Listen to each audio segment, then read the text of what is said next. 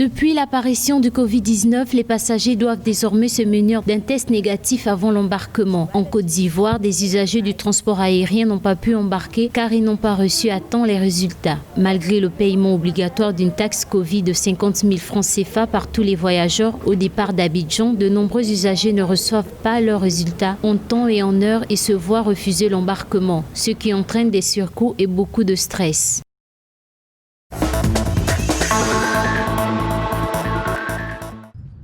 Suite à la hausse des cas de contamination au Covid-19 au Ghana, le président Nana Akufo-Addo a demandé aux services de sécurité de faire respecter strictement les protocoles de prévention contre le virus pour enrayer l'augmentation des infections. Lors de son discours à la nation dimanche 17 janvier, le chef de l'État ghanéen a qualifié de préoccupante la hausse récente du nombre de cas. Face à cette flambée, Nana Akufo-Addo a renforcé les mesures en exhortant la police à assurer la fermeture de tous les pubs, cinémas, plages et boîtes de nuit qui pourraient fonctionner au mépris de la loi. Avec une moyenne d'environ 200 infections quotidiennes confirmées, le nombre de cas actifs au Ghana est passé à 1924 avec 552 décès, 13 des 16 régions du pays ayant enregistré des cas positifs.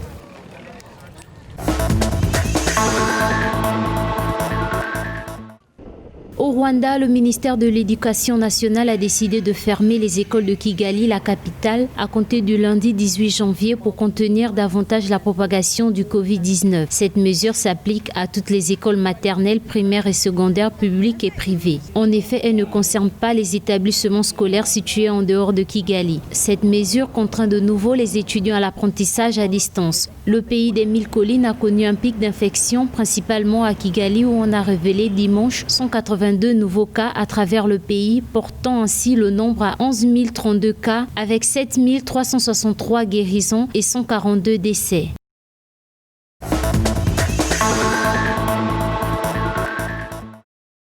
Le chef de l'Organisation mondiale de la santé exhorte les pays à commencer la vaccination contre le Covid-19 dans les 100 prochains jours. En effet, le nombre de morts dus au coronavirus vient d'atteindre la barre des 2 millions dans le monde. Alors que de nouveaux variants sont apparus dans plusieurs pays, le comité d'urgence de l'OMS s'est réuni jeudi 14 janvier et a formulé une série de recommandations sur la pandémie. Notons que concernant les vaccins, les experts du comité d'urgence ont souligné la nécessité d'un accès équitable par le biais du mécanisme COVAX ainsi que d'un transfert de technologie pour augmenter les capacités de production mondiale.